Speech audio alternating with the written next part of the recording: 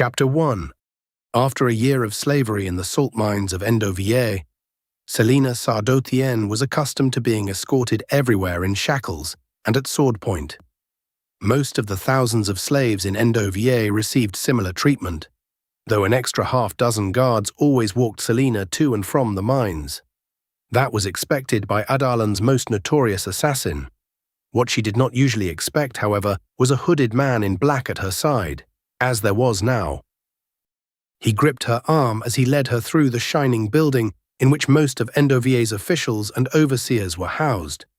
They strode down corridors, up flights of stairs, and around until she hadn't the slightest chance of finding her way out again. At least that was her escort's intention, because she hadn't failed to notice when they went up and down the same staircase within a matter of minutes. Nor had she missed when they zigzagged between levels, even though the building was a standard grid of hallways and stairwells. As if she'd lose her bearings that easily. She might have been insulted if he wasn't trying so hard. They entered a particularly long hallway, silent save for their footsteps. Though the man grasping her arm was tall and fit, she could see nothing of the features concealed beneath his hood. Another tactic meant to confuse and intimidate her. The black clothes were probably a part of it too. His head shifted in her direction, and Selina flashed him a grin. He looked forward again, his iron grip tightening. It was flattering, she supposed, even if she didn't know what was happening, or why he'd been waiting for her outside the mine shaft. After a day of cleaving rock salt from the innards of the mountain, finding him standing there with 6 guards hadn't improved her mood. But her ears had pricked when he'd introduced himself to her overseer as Chaol Westfall, captain of the Royal Guard, and suddenly the sky loomed, the mountains pushed from behind, and even the earth swelled toward her knees. She hadn't tasted fear in a while, hadn't let herself taste fear. When she awoke every morning, she repeated the same words. I will not be afraid.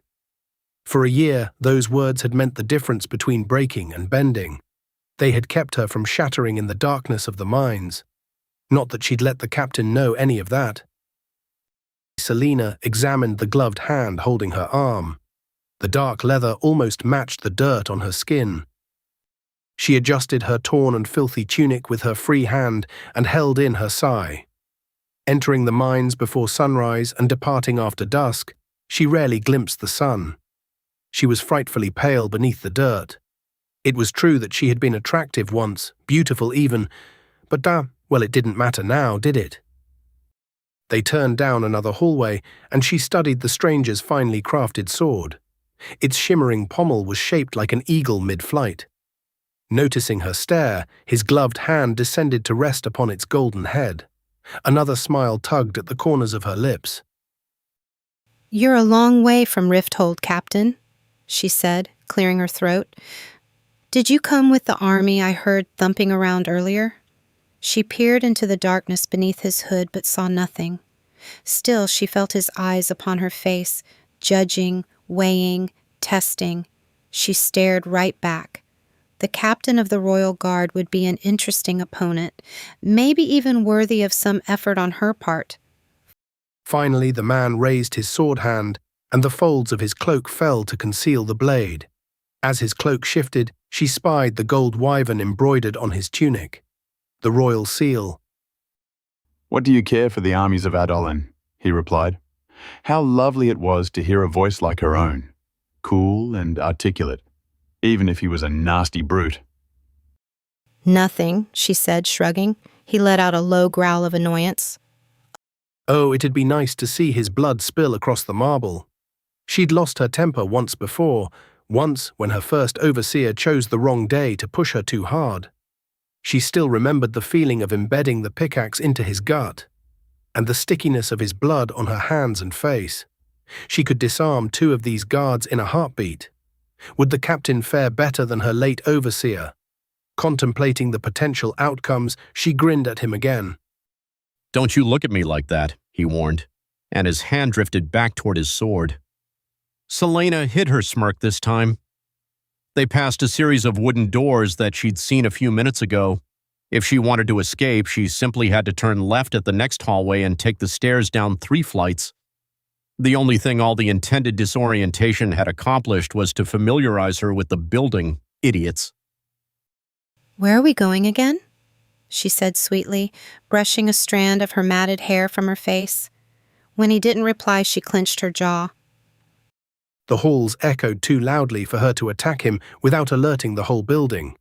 She hadn't seen where he'd put the key to her irons, and the 6 guards who trailed them would be nuisances. Not to mention the shackles. They entered a hallway hung with iron chandeliers.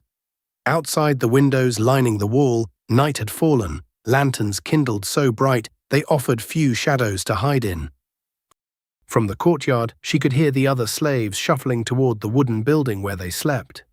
The moans of agony amongst the clank of chains made a chorus as familiar as the dreary work songs they sang all day. The occasional solo of the whip added to the symphony of brutality Adarlan had created for its greatest criminals, poorest citizens, and latest conquests. While some of the prisoners were people accused of attempting to practice magic, not that they could, given that magic had vanished from the kingdom, these days more and more rebels arrived at Endovier. Most were from Aelway, one of the last countries still fighting Adarlan's rule. But when she pestered them for news, many just stared at her with empty eyes, already broken. She shuddered to consider what they'd endured at the hands of Adarlan's forces. Some days, she wondered if they would have been better off dying on the butchering blocks instead. And if she might have been better off dying that night, she'd been betrayed and captured too. But she had other things to think about as they continued their walk. Was she finally to be hanged? Sickness coiled in her stomach. She was important enough to warrant an execution from the captain of the Royal Guard himself. But why bring her inside this building first? At last, they stopped before a set of red and gold glass doors so thick that she couldn't see through them. Captain Westfall jerked his chin at the 2 guards standing on either side of the doors, and they stomped their spears in greeting. "You'd rather stay in the mines?" he asked, sounding faintly amused. "Perhaps if I were told what this was all about, I wouldn't feel so inclined to resist." "You'll find out soon enough." Her palms became sweaty. Yes, she was going to die. It had come at last.